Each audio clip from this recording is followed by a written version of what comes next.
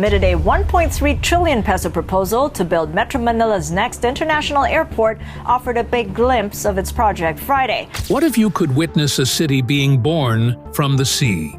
Just north of Manila, an engineering marvel is taking shape. Not merely an airport, but an entirely new gateway to the Philippines. The new Manila International Airport will soon become one of the world's largest. It has an area of 2,500 hectares that's as big as the cities of Mandaluyong and San Juan combined. Rising from reclaimed waters in Bulakan, the new Manila International Airport is poised to redefine travel for millions. But think even bigger. This is the heart of a 12,000-hectare aerotropolis, a futuristic urban ecosystem where runways meet residential neighborhoods, corporate hubs, industrial zones, and a vibrant seaport. This isn't just an airport, it's a city built for the sky. The end of a 50-year dream. For half a century, the necessity of replacing Manila's Ninoy Aquino International Airport, NAIA, was a widely acknowledged yet seemingly insurmountable challenge for the Philippines. The dream of a new international gateway began as early as the 1970s, born from the recognition that NAIA's capacity was already being tested and would be incapable of handling the nation's future growth. This initiated a long and frustrating cycle of proposals, debates, and abandoned plans. Various locations around the capital were studied, and countless blueprints were drawn up by different administrations, each failing to progress beyond the conceptual stage. This period of stagnation transformed the airport issue from a mere infrastructure problem into a symbol of national inertia, a persistent and embarrassing failure that highlighted the difficulties of executing large-scale public projects in the country. In 2024, the pressure on the Ninoy Aquino International Airport reached a breaking point when the airport handled a record and roughly 40 to 50% above its intended capacity. The new Manila International Airport represents a transformative solution to these severe capacity constraints that have long hampered the Philippines' economic potential. This multi-runway greenfield megaproject is designed to serve as a world-class gateway, fundamentally resetting the nation's aviation landscape and unlocking significant growth. The primary benefit of NMIA is its massive, scalable capacity. Once fully built, it will be able to handle hundreds of millions of passengers annually, providing immediate relief from the chronic congestion, flight delays, and operational bottlenecks that plague the existing infrastructure. This decades-long impasse was dramatically broken in 2019. The Philippine government, under President Rodrigo Duterte, did not simply approve another plan. It gave a stunning, singular endorsement to the most ambitious infrastructure project in the country's modern history: the new Manila International Airport in Bulacan. The approval was particularly significant because it moved beyond the government's traditional role of solely funding such projects. Instead, it greenlit an unsolicited proposal from the private sector. This shift was crucial. It demonstrated a new political will to overcome historical obstacles by leveraging private capital, expertise, and efficiency. The approval, therefore, represented far more than just the construction of a new airport. It was a monumental policy decision that marked the end of an era of failure and the beginning of a new, assertive chapter in Philippine infrastructure development. The aerotropolis. What truly distinguishes the new Manila International Airport from all previous proposals is its foundational concept. It is designed to be the core of a fully integrated aerotropolis. This powerful idea moves beyond the 20th century model of an airport as a mere transport hub, a place where planes take off and land, and reconceives it as the organized, pulsating heart of a new metropolitan economy. An aerotropolis is, in essence, a city consciously planned and built around an airport, where every element is designed to synergize with global connectivity. Its structure is defined by concentric rings of specialized economic activity that radiate outwards from the central runways, transforming the airport from a destination into a dynamic origin point for commerce, innovation, and community. Immediately adjacent to the terminals, the innermost ring is dedicated to hyper-efficiency for global supply chains. This includes vast logistics parks, distribution hubs for major international firms, and facilities for just-in-time manufacturing that rely on rapid air freight access. The next ring outward supports the business ecosystem, featuring office campuses, conference centers, hotels, and retail spaces where global travelers can meet, negotiate, and finalize deals without leaving the zone. Farthest out are the residential neighborhoods, planned communities designed to house the thousands of pilots, engineers, logistics managers, and service employees who power this economic engine.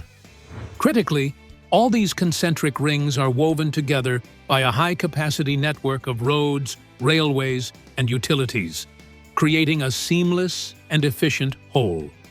This integrated design ensures that the aerotropolis functions as a single cohesive unit, reshaping how people live, how goods move, and how cities grow. It positions the airport not just as a piece of infrastructure, but as the catalyst for a new economic powerhouse designed to secure the Philippines' competitive future in the global economy. The design, engineering a future-ready gateway. So, how do you build an airport meant to last for the next century? The design of the new Manila International Airport isn't just about being big, it's about being brilliant, resilient, and incredibly smart. Every detail has been planned to solve the problems of the past and to meet the demands of the future. Let's start with the heart of any airport, the runways. Instead of the two intersecting runways at NAIA that often cause delays, the new airport will feature 4 massive parallel runways right from the start. Think of it like upgrading from a narrow, crowded village road to a wide, multi-lane superhighway. But these aren't just simple strips of concrete.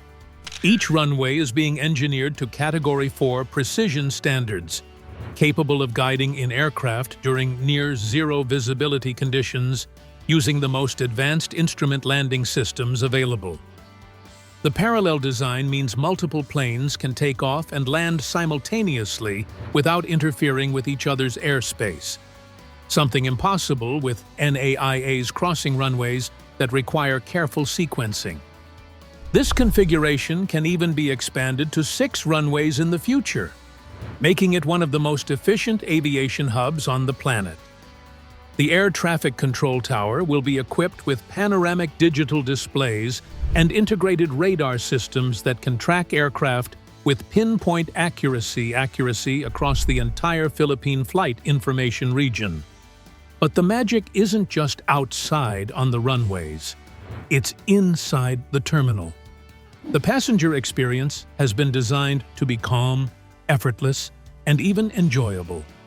The terminal itself will be a sprawling, single-level structure covering a massive 350,000 square meters, equivalent to approximately 70 football fields laid side by side. The layout is genius in its simplicity. It's designed as a straight, seamless flow. This means from the moment you step in to check in, go through security and immigration, and all the way to your gate, you walk in one smooth, logical path. No more confusing twists and turns. No more long treks between distant gates.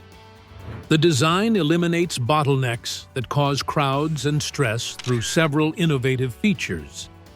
The check-in area will feature multi-airline common counters that can serve passengers from any carrier, dramatically reducing queue times. The security screening incorporates advanced CT scanning technology that allows laptops and liquids to remain in bags, speeding up the process significantly. Immigration will utilize automated biometric gates, that use facial recognition technology to verify identities in seconds rather than minutes. The departure lounges are being designed with passenger comfort as the priority. High ceilings flood the space with natural light, while carefully planned acoustics dampen the usual airport noise. Even the boarding gates are innovating with dual boarding bridges for wide-body aircraft that can load twice as many passengers simultaneously. Perhaps the most incredible engineering challenge, however, lies beneath it all. The entire airport is being built on land reclaimed from the sea. Building on soft, unstable marine clay requires extraordinary measures. Engineers are driving approximately 30,000 extra-long, heavy-duty piles, some reaching up to 75 meters deep, through the soft soil until they hit a stable layer of earth. That's like building the airport on top of a forest of concrete trees buried deep underground. But the foundation work goes even further. The reclamation process itself used an innovative technique called preloading with vertical drains. Thousands of these drainage channels were inserted deep into the clay before layers of sand were placed on top. The weight of this sand squeezes the water out of the clay through the drains, accelerating what would normally take decades of natural compaction into just a few months. And because it's built right on the coast, the design must be ready for a changing climate. The entire site is being raised to 5 meters above mean sea level, significantly higher than the current sea level and above the worst-case scenario storm surge projections. The perimeter is protected by a 4.5-kilometer seawall built with specially interlocking concrete blocks designed to dissipate wave energy.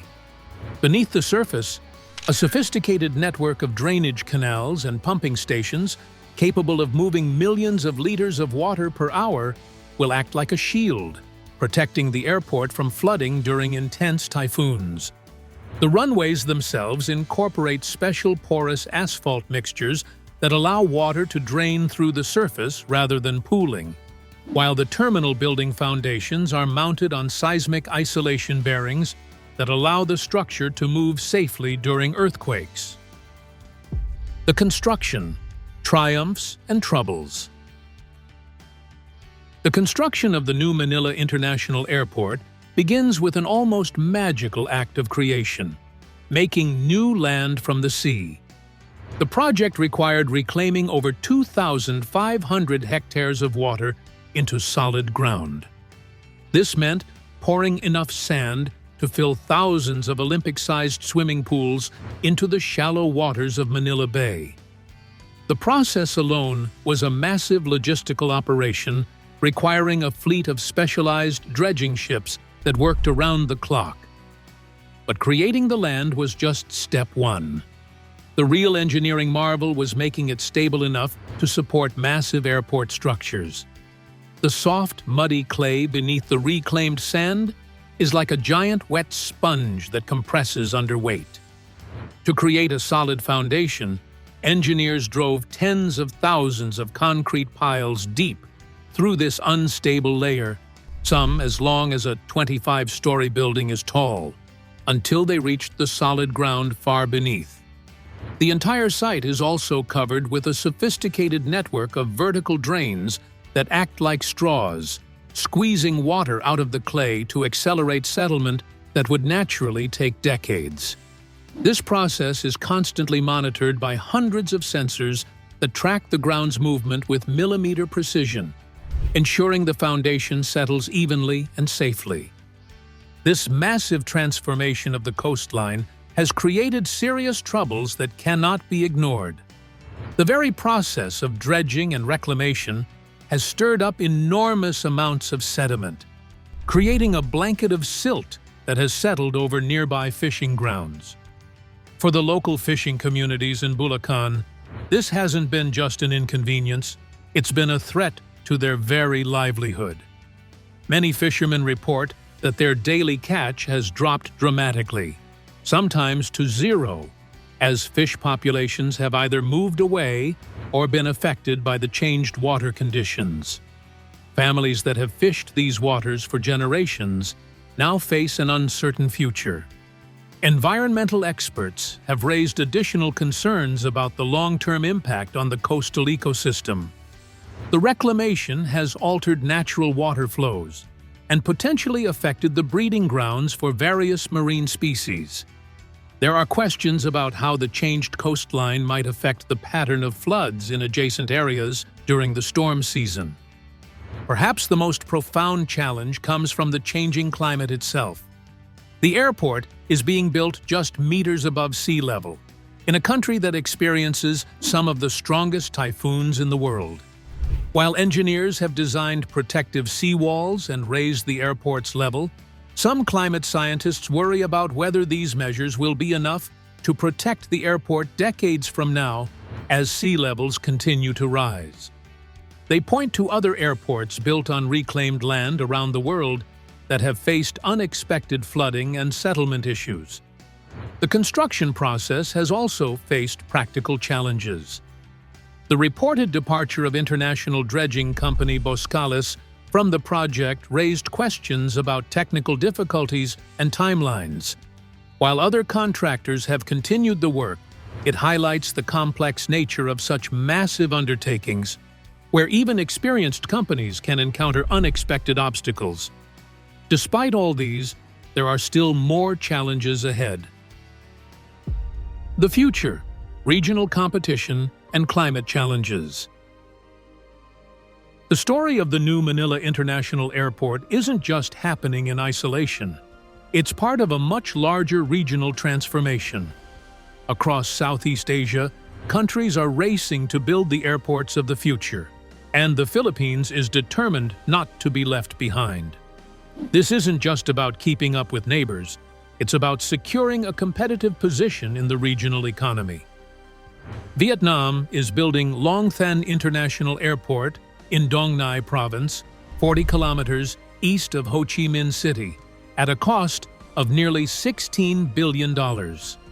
Designed in phases, its first stage will serve about 25 million passengers, ultimately expanding into a 100 million passenger hub across 5,000 hectares.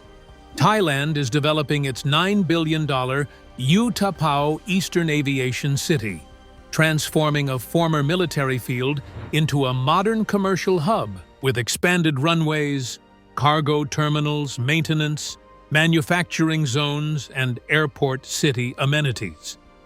Planned road and rail links to Bangkok aim to boost tourism, logistics, and foreign investment while creating thousands of jobs.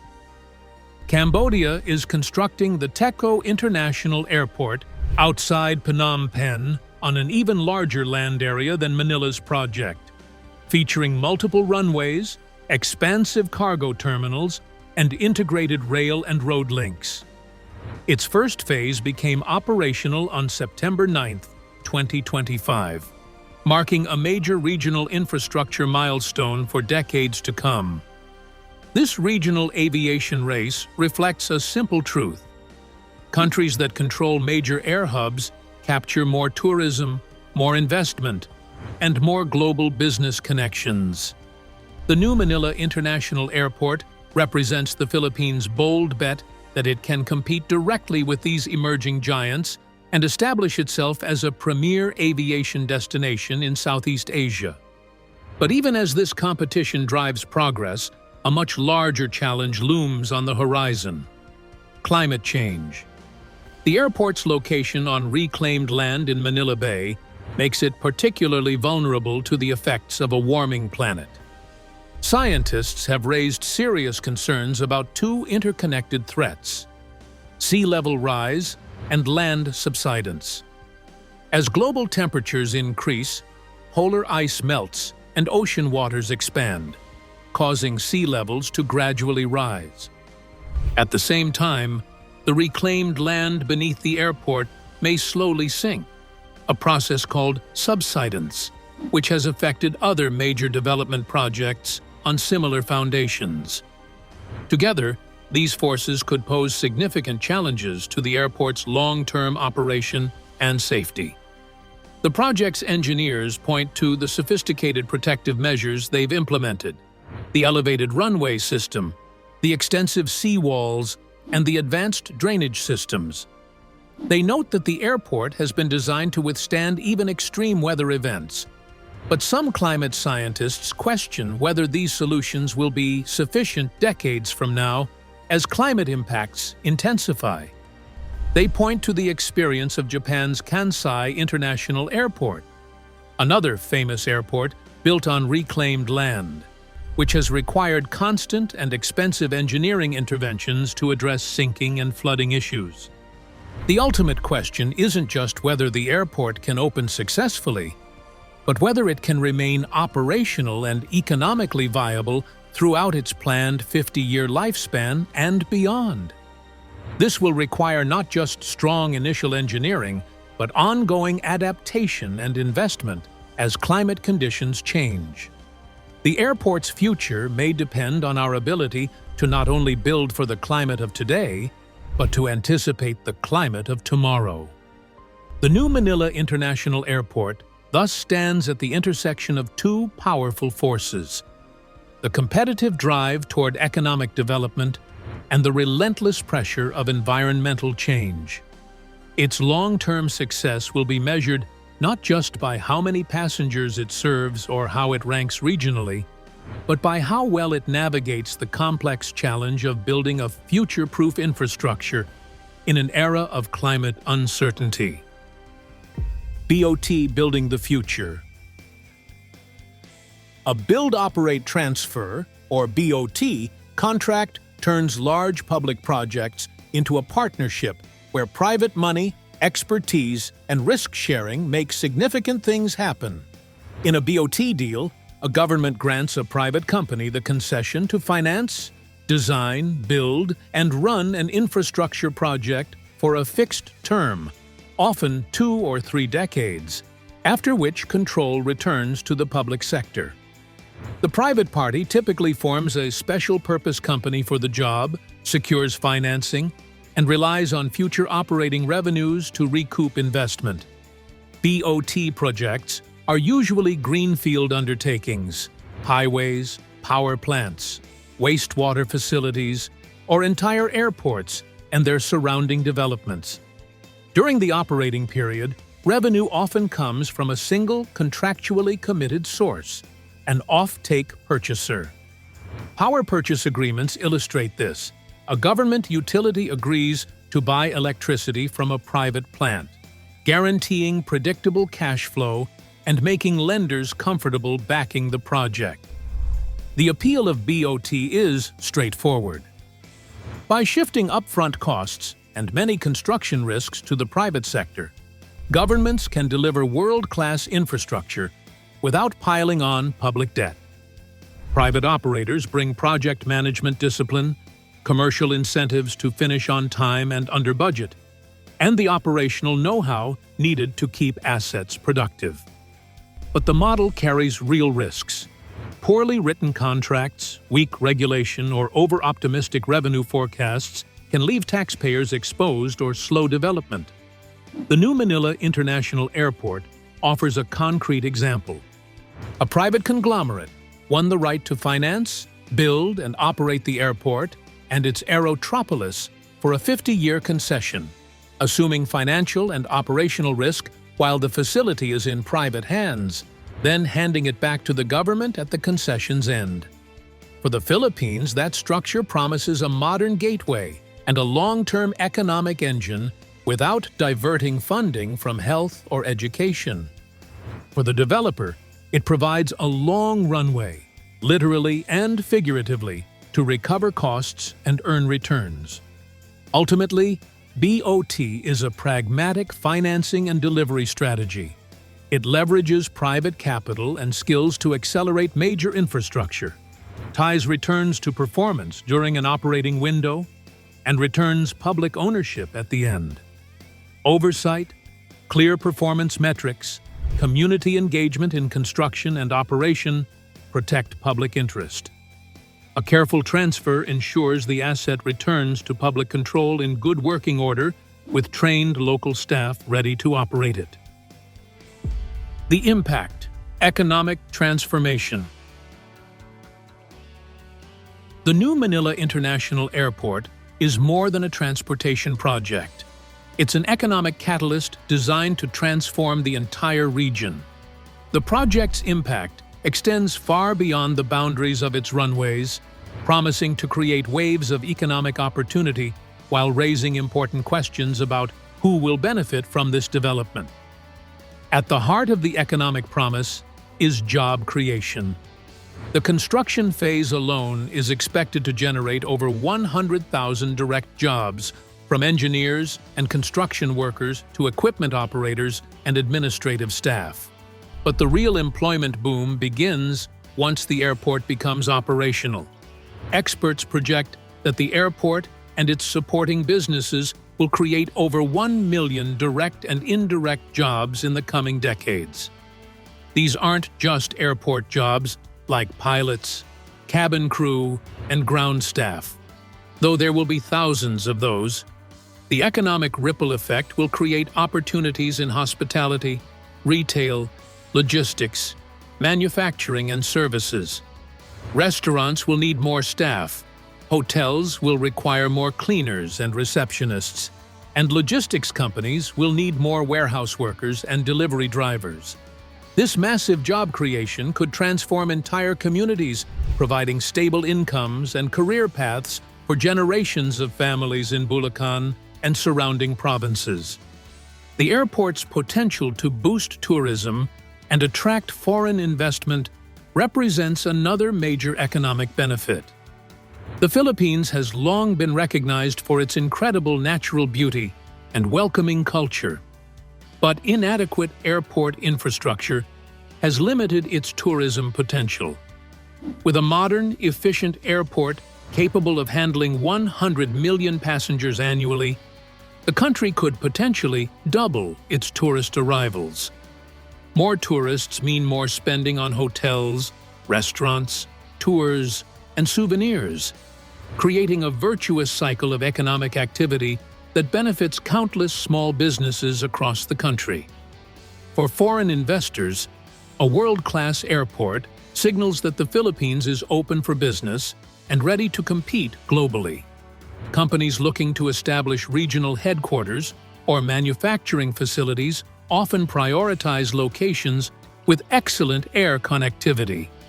The new airport could attract investments in industries ranging from electronics, manufacturing, to business process outsourcing, creating high-quality jobs and transferring valuable skills to the local workforce. Already, the airport effect is visible in the surrounding region. Property values in Bulacan and nearby areas have begun rising significantly as investors and developers anticipate the economic boom. New residential subdivisions, commercial centers, and industrial parks are being planned along the transportation corridors connecting to the airport. This development pattern follows what urban economists call the aerotropolis model, where cities naturally grow around major aviation hubs. However, these economic benefits come with important questions about equity and distribution. While property owners and investors may benefit from rising land values, local residents with fixed incomes may face rising living costs. The promised trickle-down effect of economic development doesn't always reach everyone equally. There are legitimate concerns about whether displaced fishing communities will be able to participate in the new airport economy or if they will be left behind. The true measure of the airport's economic success won't be just in the number of jobs created or tourists arriving, but in how broadly the benefits are shared across all segments of society. The story of this airport is ultimately about the kind of future the Philippines wants to build. Will this project become a model of sustainable development that benefits all Filipinos? Or will it serve as a cautionary tale about the risks of building too big, too fast in an era of climate uncertainty?